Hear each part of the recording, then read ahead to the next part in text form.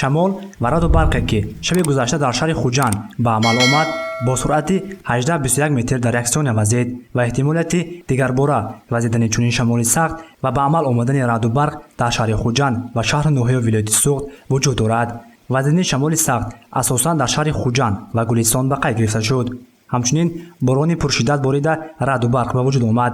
дар ин бора сардори маркази обовусанҷии вилояти суғд абдувалӣ ҳомидов иттилоъ дод. ҳамчунин гуфта шуд ки борон ва шамол на танҳо дар шаҳри хуҷанд балки дар тамоми шаҳру ноҳияи вилояти суғд ба қайд гирифта шудааст. шамоле ки шаби гузашта дар шаҳри хуҷанд ва дар вилояти суғд ба қайд гирифта шуд эҳтимолияти дуюмбора вазиданаш ҳаст. аз раиси кумитаи ҳолати фавқулода ва мудофиаи гражданӣ дар вилояти суғд хабар доданд ки шамоле ки шаби гузашта вазид ягон хисорот ба вуҷуд наовардааст. дар шаҳри хуҷанд вазиши шамоли сахт дар соли 2022 бори аввал ба қайд гирифта шудааст. ҳамчунин дар ин рӯз дар раисии кумитаи ҳолати фавқулода ва мудофиаи гражданӣ дар вилояти суғд иттилоъ доданд ки дар натиҷаи вазидани шамол ва боришоди шаби гузашта ягон ҳолати ногувор шикастани дарахтону сарозер шудани болопӯши манзилҳои истиқоматӣ ба қайд гирифта нашудааст. новобаста аз ин дар ин рӯзҳои боришоти боронӣ кумитаи ҳолати фавқулода ва мудофиаи гражданӣ аз шаҳрвандон хоҳиш мекунад ки безарурат ба сафар набароянд. дар аксари ноҳияҳои вилояти суғд шамоли сахт шуда гузашт ки дар худи метеостансияи хуҷанд ва метеостансияи қайроқум дар метеостансияи хуҷанд гирем аз 18 то 21 метр вазид ва дар метеостансияи қайроқум бошад аз 16 то 18 метр дар як секунд буд ки ин шамол дар соли 2022 якум шамоли сахте мебошад ки мо дар метеостансияҳои вилоят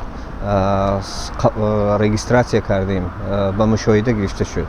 дар вилояти суғд такрор шудани шамоли сахт ва раъду барқ эҳтимол дорад. обуҳавосанҷон мегӯянд санаи 18 март низ борони пуршиддат борида шамоли сахт мевазад. дар баъзе аз ноҳияҳо шамол бо гузариши 15-20 метр мевазад. дар вилояти суғд борони пуршиддат ва раъду барқ то 19 март ба амал омада боридани жола аз эҳтимол дур нест. дар ноҳияҳои кӯҳӣ боридани борону барф пешгӯӣ мешавад. рӯзҳои 20-21 март ҳавои тағйирёбанда асосан бе бориш ба қайд гирифта шудааст. дар ин муддат паст шудани ҳарорати ҳаво низ пешгӯӣ карда мешавад. дида шудааст ки ҳозир фасли баҳор аст, бисёри